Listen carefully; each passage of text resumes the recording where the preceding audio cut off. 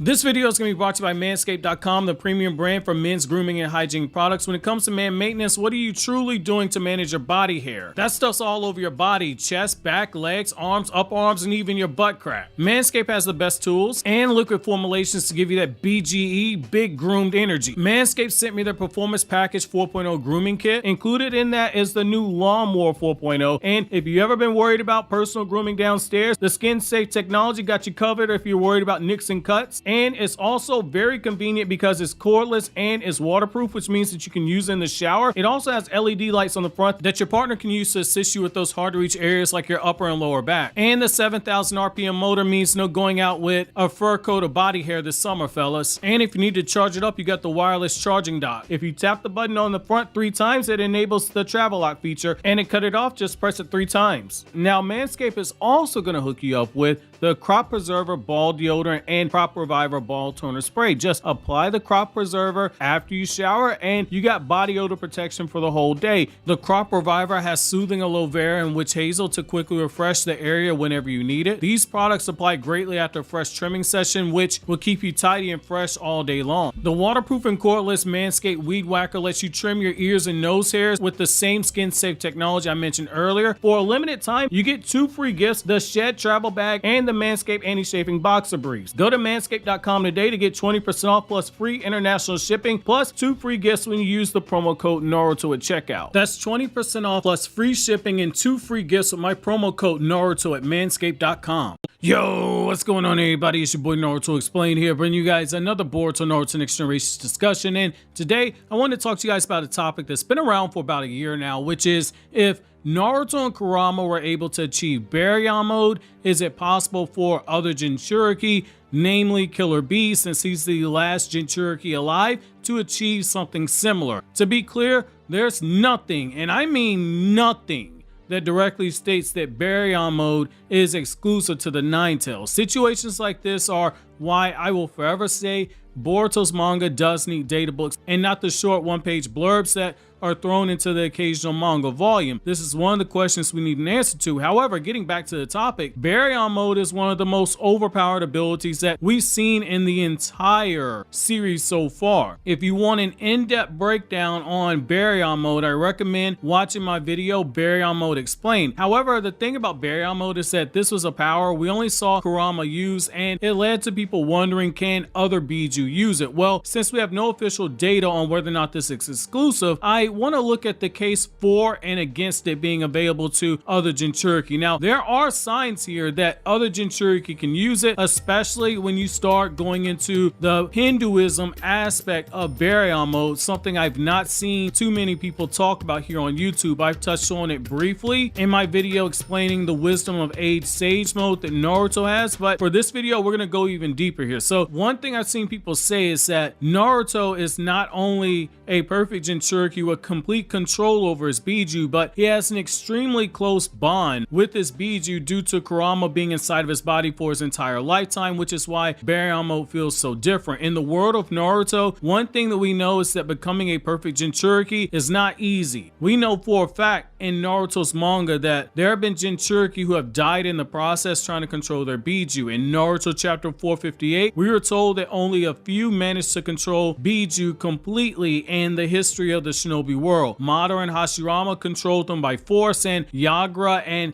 Killer B did so by becoming perfect Jinchuriki, and now you can add Naruto to that list. Due to there only being 2 shinobi who became perfect Jinchuriki before Naruto, it makes sense why this would be new territory, this Baryon Mode, because we haven't seen a bond like Naruto and Kurama ever before. Now, this is where we go into what I mentioned earlier, Masashi Kishimoto's influence as a writer, Asian folklore, Buddhism, Hinduism, Taoism, and Japanese mythology. When we look at Baryon Mode, one of the lines we can draw here is straight to moksha, which can be found in Hinduism, and to put it simply, it's about the escape from rebirth and samsara. When you dive deeper into it, there's a belief that moksha grants a relief from pain, suffering, and as one strives for moksha, it's believed that you can only reach this otherworldly reality at the end of your life cycle, though there are some beliefs that can be attained from achieving a state of enlightenment that is reliant on the personal and spiritual endeavors attributed to attaining moksha. For a bijuu, that's what Baryon Mode is. this, and I'm about to explain to you how. So bijuu under normal circumstances, they don't die. They reform as chakra after some time. It's a cycle of life, death, and rebirth. In short, it's samsara. However, Baryon Mode represents moksha in the sense that by having Baryon Mode consume their chakra to the point of non-existence, the bijuu has now broken free of that cycle of death and rebirth. It is achieved with the transcendence of all the athras, and it is done by overcoming ignorance and desires. It's done by reaching self-realization and self-actualization and self-knowledge, something that we saw when Naruto was crushed by Ishiki's cubes in the anime, and Naruto and Kurama were both in that shared space together thinking over their options.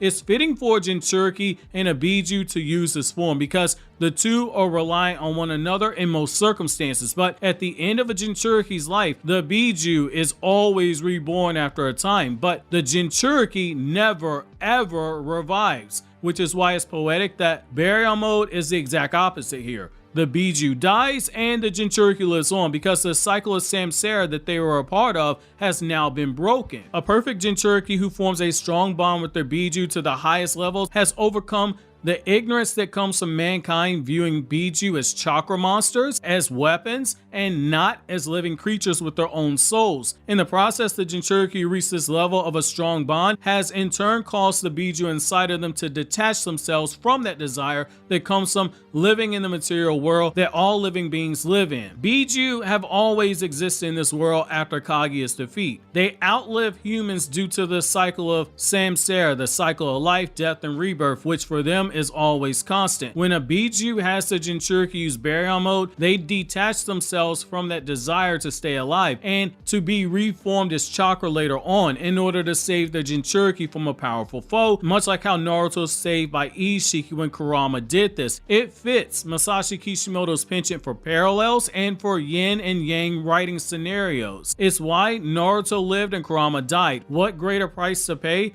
than for a being who was immortal to give up that same immortality to save another in order to complete the process and achieve that state of moksha, which can be seen as the release from samsara, the cycle of death and rebirth, which bijuu had always been a part of. If we take a look at this, you can gather that a strong bond between a Jinchuriki and a bijuu is needed for Baryon Mode to be possible, and that makes a lot of sense. This is a power that requires the bijuu to give up their own life for the sake of protecting the Jinchuriki. You're not going to do that for just anybody. Killer Bee's bond with the Eight Tails is almost as strong as Naruto's bond with Kurama, with Killer Bee being the last Jinchuriki left.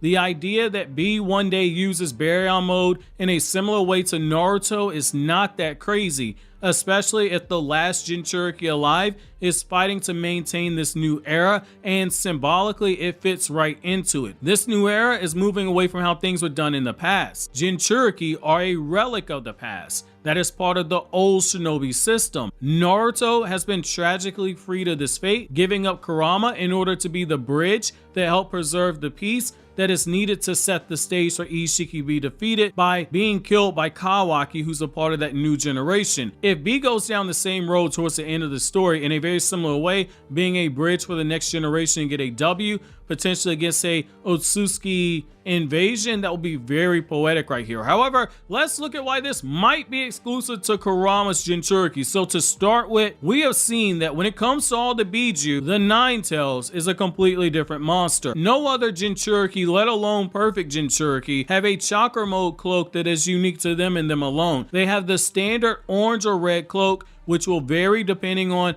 if you're referring to the manga or the anime version of the story. By extension, having Baryon Mode be exclusive to Kurama's Jinchuriki would make a lot of sense, especially since the kyuubi is the strongest of the tailed beasts and it's not even close either. We saw this in the war arc. In the war arc, we saw how disgustingly broken only one half of Kurama's chakra is. With Naruto, the kyuubi chakra amp was enough that he pushed back 5 bijuu dama from the other bijuu, and after the fact, Naruto was still ready for all the smoke that was coming for him. Minato, with the kyuubi chakra cloak, was a golden flash of a demon before he suffered that mental nerf when he laid eyes on Obito for the first time. You add in the kyuubi chakra to somebody who has an even more broken base power level, and you're going to be going into god levels of territory. There's also the fact that Naruto might literally be the only person who can ever hope to use Baryon Mode effectively, even if other Jinchuriki actually had it. The reason being is that Naruto, by being half Uzumaki, had an extremely strong life force, and the other Jinchuriki don't even come close. Every other Jinchuriki lost their lives immediately after extraction, but Naruto survived for a decent amount of time, albeit unconscious, before Sakura had to cut open his side, wrap her hand around his heart, and use her chakra-coated hand to physically keep Naruto's heart pumping until after Hagoromo got finished speaking to him. There's a strong possibility that any other Jinchuriki would give out before they could do any damage using Baryon Mode. Naruto in the manga was dropping to his knees after only a few attack sequences and movements. He wasn't blitzing around the battlefield like he did in the anime. Only a few movements and he was dropping to his knees, and for a time he struggled to maintain the form. It makes you look back at Naruto's battle with Ishiki differently when you consider the enormous strain on his body, despite the fact that Naruto has a stamina of 90,000 ninjas combined. There's also the possibility that Naruto's path towards becoming Jinchuriki was different than all the other bijuu due to the seal